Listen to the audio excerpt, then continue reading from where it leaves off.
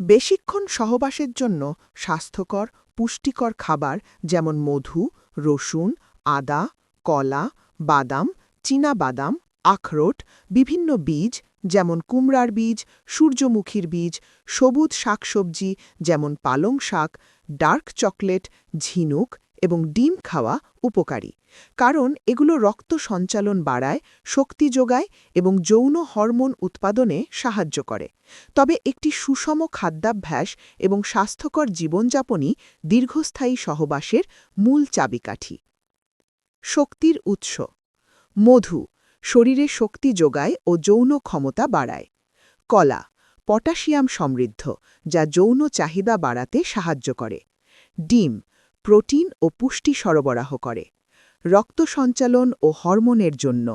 রসুন ও আদা রক্ত সঞ্চালন উন্নত করে এবং শরীরে উষ্ণতা আনে।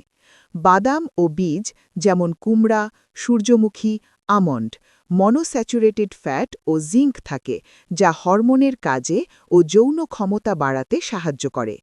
ঝিনুক জিঙ্কে ভরপুর, যা শুক্রাণু ও মিলনের ইচ্ছা বাড়ায়। ডার্ক চকলেট মন ভালো রাখে ও যৌন ইচ্ছা বাড়ায়।